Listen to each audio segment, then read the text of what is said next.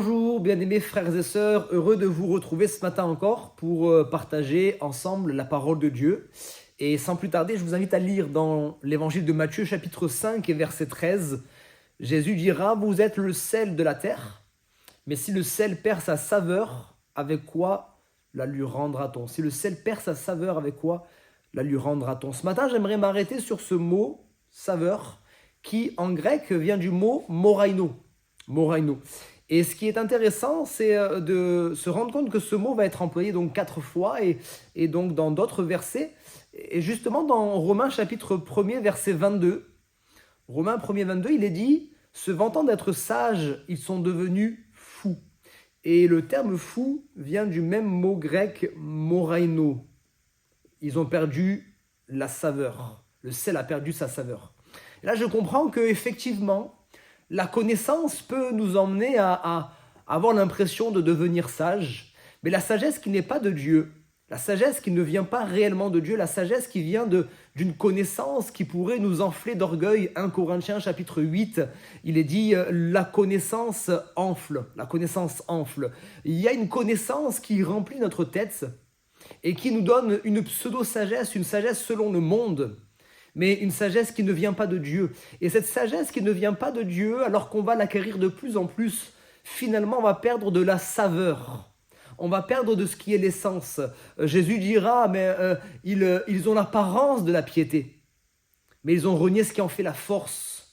Vous voyez, il y a une apparence de sagesse, mais ce n'est pas de la sagesse, il n'y a pas de saveur, il n'y a rien derrière. Et j'aimerais vraiment nous encourager les uns les autres à faire attention de ce que lorsque nous apprenons à connaître le Seigneur de plus en plus, nous apprenons à connaître la parole de Dieu de plus en plus, lorsque nous étudions la parole de Dieu, que ce ne soit pas dans le but de remplir notre tête et de gonfler notre orgueil en disant « j'ai de la connaissance ». Au contraire, moi je crois que plus nous étudions la parole de Dieu, plus nous sommes face à cette réalité que nous sommes si petits.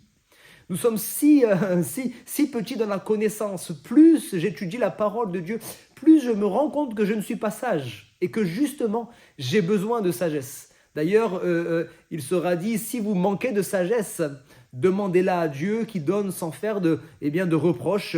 Mais si vous doutez, ne croyez pas que vous recevrez quelque chose de la part de Dieu. Mais demandez la sagesse à Dieu, la vraie sagesse. La sagesse de Dieu qui est complètement opposée de la sagesse du monde. La sagesse de Dieu est justement pour le monde une folie. Et la sagesse du monde est pour Dieu une folie. Voilà pourquoi il faut qu'on fasse attention. Et puis, si on va un peu plus loin, vous vous rendrez compte que ce terme grec moraino, il a pour origine un autre mot grec qui est moros. Moros, et ce terme, il est employé également dans différents passages où il est question de la folie, du monde, etc. Mais il est utilisé également dans 2 Timothée chapitre 2, verset 23, où Paul dira à Timothée « repousse les discussions folles ». Folle, encore une fois, qui vient du même terme. Et inutile, sachant qu'elles font naître des querelles. C'est dit également, Paul dira la même chose au jeune Tite, chapitre 3, verset 9, « évite les discussions folles ». Et il donne plusieurs exemples, les généalogies et tout cela, et elles sont inutiles et vaines. Parce que déjà autrefois, certains rentraient dans des discours, dans des discussions qui paraissaient être des discussions super sages. On va aller chercher loin, on va aller chercher des choses compliquées, mais des discussions qui nous divisent.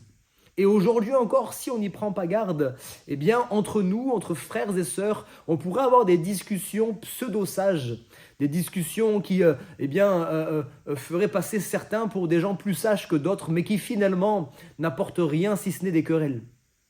Alors, plaçons-nous devant le Seigneur avec grande humilité en disant « Seigneur, je ne veux pas perdre de ma saveur. Oui, je veux grandir en connaissance, mais je ne veux pas être sage à mes propres yeux, à tel point que je devienne fou à tes yeux. » Je ne veux pas, Seigneur, avoir tellement de connaissances que finalement, ce ne sont que des discours qui sont vides et j'ai perdu cette saveur. Cette saveur qui fait que quand je parle, aussi simplement soit-il, quand je parle avec simplicité de l'évangile, il y a de la saveur. Quand je parle de l'évangile, les gens sont touchés. Il y a quelque chose qui émane de cette parole. C'est ça que je désire.